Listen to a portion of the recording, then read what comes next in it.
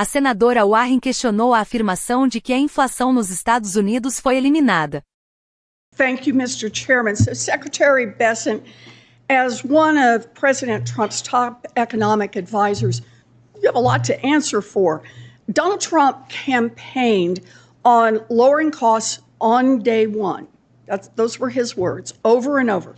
But 381 days into his term, Trump's economic policies have driven prices up.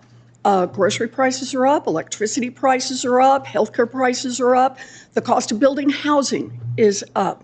President Trump's economic agenda is failing families, but boy, it is working great for Wall Street and Trump's billionaire buddies. There have been massive tax cuts for billionaires.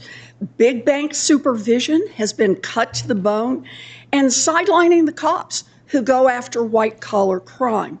Meanwhile, middle-class families get the short end of the stick. Unemployment is growing and prices are up. But American families can't even get the basic respect of a straight answer from Team Trump. The president lies about prices being lower when every family who's walked into a grocery store knows that prices are up. Secretary Besant tells workers that the Trump administration has created a blue-collar boom, while Donald Trump's own Labor Department reports that manufacturing jobs are down by 71,000 since Trump took office. But American families aren't fooled. When Secretary Besant and President Trump try to tell them that the sky is not blue and that water is not wet, hardworking people know in their pocketbooks just how big those lies are. They also know that Trump and his team don't have any plans to fix what is broken. Secretary Besant is here today in his role as chair of the Financial Stability Oversight Council. Congress created FSOC after the 2008 financial crash to protect families from large financial institutions that load up on debt and then turn around and crash our economy. Secretary Besant could have used FSOC over the last year to tighten regulations so that we don't face more bank failures like the Silicon Valley Bank or First Republic Bank that crashed less than 3 years ago. Instead, he has helped to get rid of the guardrails so that banks can load up on even more risk. He's boosted profitability for giant banks and pay for CEOs while making it more likely that all of this ends in yet another taxpayer bailout. And what has he done for consumers? Secretary Besant tried to shut down the Consumer Financial Protection Bureau, the agency that has returned more than $21 billion directly to Americans cheated by big banks and giant corporations. He's effectively told the banks they can cheat as many people as they want, and he and Donald Trump will look the other way. But it's not just about rolling back safeguards. Secretary Besant is ignoring emerging risks in the economy. The private credit market looks like a ticking time bomb. Late last year, Moody's found that banks had $300 billion of exposure and that the risk posed by these shadowy holdings is growing. And as Jamie Dimon said, quote, "When you see one cockroach, there are probably more." But Secretary Besant and FSOC have their eyes shut tight and have decided they don't see any cockroaches at all. Here's all you need to know about what's happening under President Trump's and Secretary Besant's watch. Middle-class families are paying higher prices for just about everything, while it becomes harder and harder to get a raise or find a job. Meanwhile, Wall Street CEOs are getting the kid glove treatment as Trump policies may be edging the economy closer and closer to another disastrous financial crash. Now, President Trump is so busy raking in cash from foreign governments and building his gold-encrusted ballroom that he's completely out of touch with how his economy is making life harder for millions of Americans. We are only 1 year into Donald Trump's second term. And if Trump and Besant don't wake up and change course quickly, the economy may keep delivering for billionaires, but it's going to get even worse for American families. Thank you, Mr. Chairman. Secretary Besant. Good. Chairman Scott, Ranking Member Warren, and members of the committee, thank you for inviting me to discuss the Financial Stability Oversight Council's 2025 annual report. This report is the culmination of extensive collaboration among FSOC members. I'd like to thank them for their hard work and dedication in advancing the President's bold vision for a better America. Since day one, President Trump has focused on building parallel prosperity, an era of economic expansion where Wall Street and Main Street grow together. To that end, Treasury has tirelessly pursued pro-growth policies to unlock the potential available to all Americans when they are free to save, invest, build businesses, and drive their own economic destinies. The Financial Stability Oversight Council plays an important role in delivering on this agenda. Too often in the past, we have seen regulation by reflex. Rather than preempting crises, regulators have frequently reacted to them after the fact. They played the role of hazmat cleanup team instead of preventing dangerous spillovers in the first place. Regulation by reflex has led to a regulatory myopia that has undermined safety and soundness. Under President Biden, the bank regulators preoccupied themselves with reputation risk, now discredited climate-related financial risk, and other risk, with no clear nexus to safety and soundness. At the same time, they centered supervision on management and other governance matters that distracted examiners and banks' risk managers from the real risk to safety and soundness. The result, predictably, was the second, third, and fourth largest bank failures in U.S. history under his administration. Besides undermining safety and soundness, regulation by reflex has driven excessive regulation. That can lead to economic stagnation, and economic stagnation is itself a threat to financial stability. In calibrating regulations, federal agencies must avoid the temptation to create a zero-risk financial system, which would result in what others have called the stability of the graveyard. FSOC should aim to identify vulnerabilities that could lead to systemic crises and encourage the private sector to mitigate those risks before recommending additional regulation. FSOC should also work with its members to support efforts to avoid or pare back existing regulation that stifles pro-growth lending, capital formation, and innovation. And the best way to achieve these goals is by centering economic growth and economic security at the heart of FSOC's agenda. Promoting economic growth and economic security is essential to ensuring financial stability. Economic growth strengthens households, business, and financial institution balance sheets, creating capital buffers that reduce the risk of defaults and financial stress. And economic security reinforces domestic production capacity, raising living standards, while reducing vulnerability to external shocks and supply chain disruptions. FSOC's annual report prioritizes economic growth and economic security accordingly, with a specific focus on our four policy areas: Treasury markets, cybersecurity, regulatory modernization, and AI. First, the Council is ensuring that the U.S. Treasury market remains the deepest and most liquid in the world.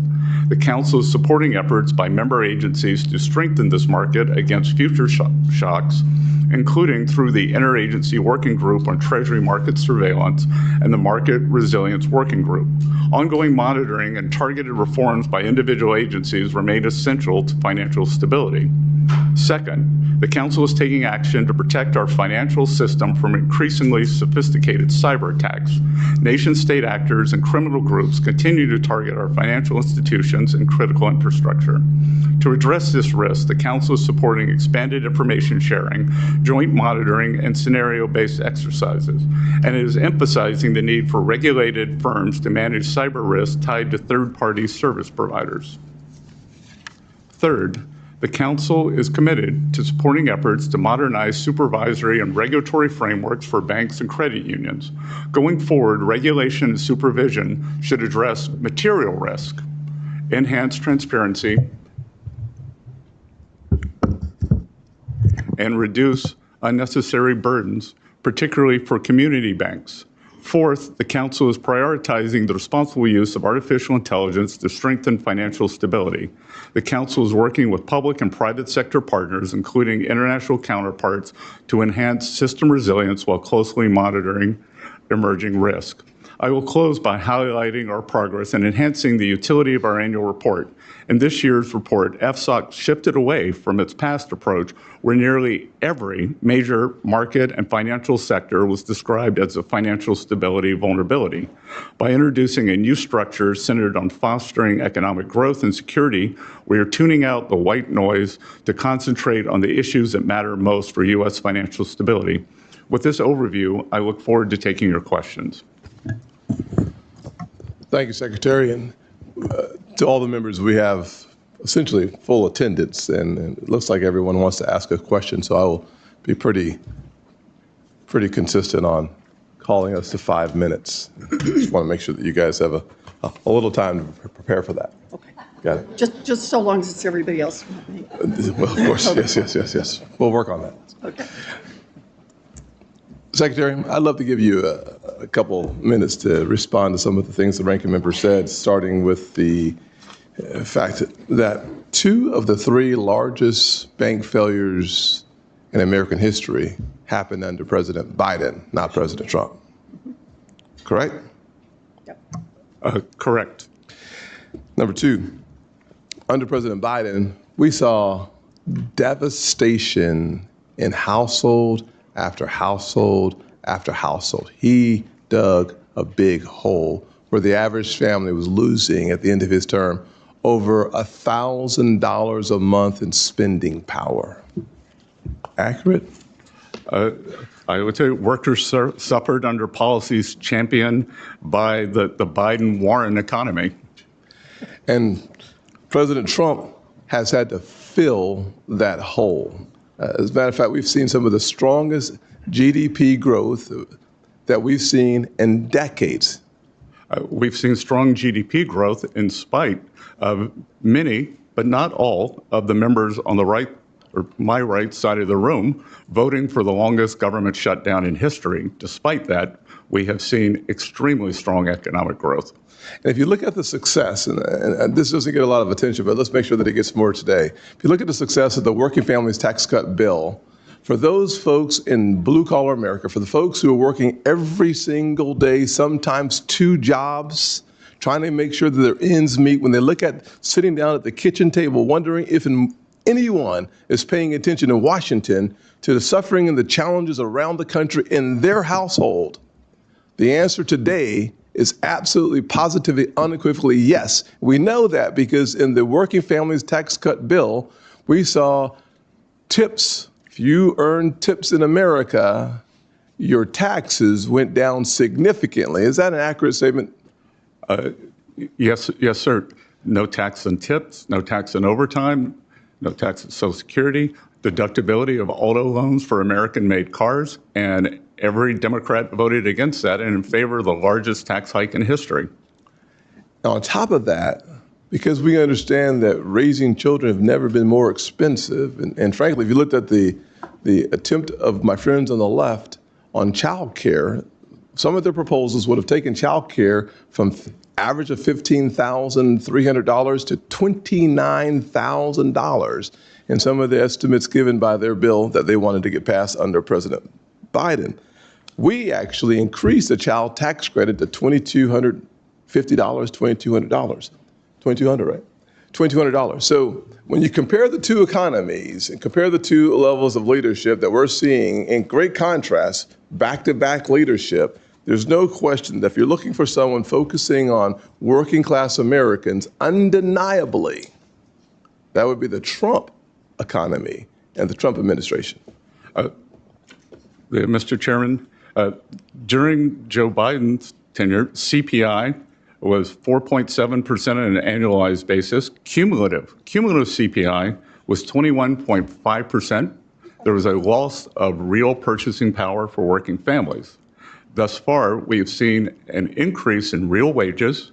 CPI for 2025 was 2.7%, And we have seen it fall for the past 3 months to 2.1. And there is an index called Trueflation, which is observed inflation, not measured inflation, which comes with a lag, that just fell below 1%.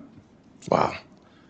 I only have a minute left. I'm holding everyone to the same standard, including myself. So here's my probably not my last question, but I'm getting close to the end.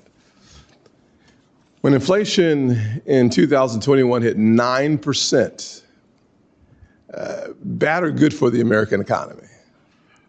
Terrible. Terrible for the American economy, terrible for the American people. Number two, when President Trump has been able to keep inflation under 3%, still heading towards our goal of 2%, much, much better for our economy. And as a result, interest rates have been able to come down consistently.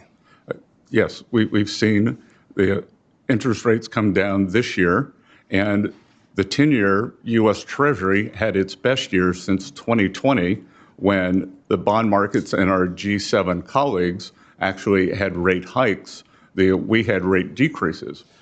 I only have 10 seconds. At the end of the day, home ownership and affordability is more likely now in the Trump economy than it ever would have been under the Biden economy. Ranking member? Thank you, Mr. Chairman. So for a solid year while he ran for president, Donald Trump promised pretty much every day that he was going to lower costs on day one, if he was elected. Those were his words, not mine. So Secretary Besant, you are one of the president's top economic advisors. Let's just start with a little truth-telling about the Trump economy 1 year in. Affordability is the top concern for Americans across the country. Donald Trump has called affordability, I want to get this right, a hoax. He's called it a scam. He's called it a con job. You're the Secretary of Treasury. You know the numbers. Is affordability a hoax, a scam, or a con job? Senator, it may be a bit nuanced for you, but what President Trump is referring to is the media saying that the affordability crisis was generated by this administration when it was you and President Biden who destroyed the buying power of the American people. So there is an affordability crisis, and you were front and center in it. So let me make sure that I understand. Donald Trump is not saying that affordability, what's happening to families right now, is a hoax? He is saying that trying to lay the blame at this administration rather than the Biden-Warren economy is a hoax. Okay, so it all happened before he got it. And everything that's happened since then, nothing is a hoax here. 21.5% cumulative inflation. Let me just ask about what's happened in the 1 year that Donald Trump has been president. Last week, President Trump said, quote, "We have the groceries going down." Did grocery prices drop in 2025? Numerous prices have. Did grocery prices drop in 2025? Numerous grocery prices have gone down. I'm sorry, I don't know if you can't hear me. Did grocery prices drop in 2025? Numerous grocery prices have gone down. Some of them. And in fact, we have seen inflation at 2.1% for the past 3 months. Have you seen the Bureau of Labor Statistics, that is Donald Trump's own Bureau of Labor Statistics numbers, that report that grocery prices were 2.4% higher at the end of 2025 than they were at the end of 2024. Trump's own Department of Agriculture has projected that those prices would climb higher in 2026. And under Donald Trump, families are paying more and more for groceries. So if you're just going to insult people by denying the facts that are out there and tell people they're doing great when they're struggling, I think that's just another way to say you don't have a plan to bring down these prices. You're not willing to admit the failures of the Trump administration. Senator. I will ask you a question in just a sec here. It's not just groceries. The numbers from Trump's own economic agency show that Americans are paying more for utility bills, more for health care, more for housing construction. Families aren't fooled by these lies. Mr. Secretary, you owe it to American families to own up what's going on. And Secretary Besant, I have one more question for you while I have you here. You ran the search for Donald Trump's Fed chair nominee, and Trump promised, quote, anyone that disagrees with me will never be Fed chairman. Kevin Warsh got the nod last Friday, and then over the weekend, Donald Trump joked that he would sue Mr. Warsh if he failed to lower interest rates. At least, I think it was a joke. But just in case, this should be an easy one, Mr. Secretary. Can you commit right here and now that Trump's Fed nominee, Kevin Warsh, will not be sued, will not be investigated by the Department of Justice if he doesn't cut interest rates exactly the way that Donald Trump wants? That is up to the president.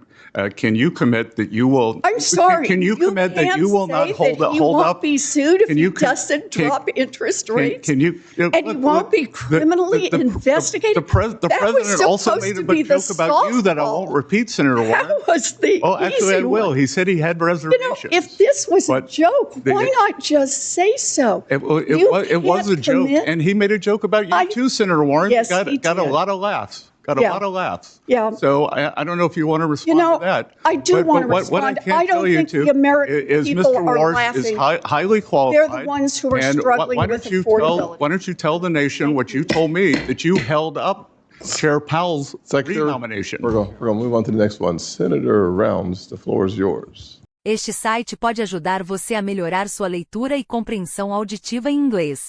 Com inteligência artificial, ele divide as frases em partes menores e fáceis de entender. Na ferramenta de reprodução, você pode ajustar a velocidade, pausar ou voltar para entender cada frase. O site oferece tradução para 20 idiomas, facilitando o aprendizado. É só digitar inglês.com no navegador e experimentar.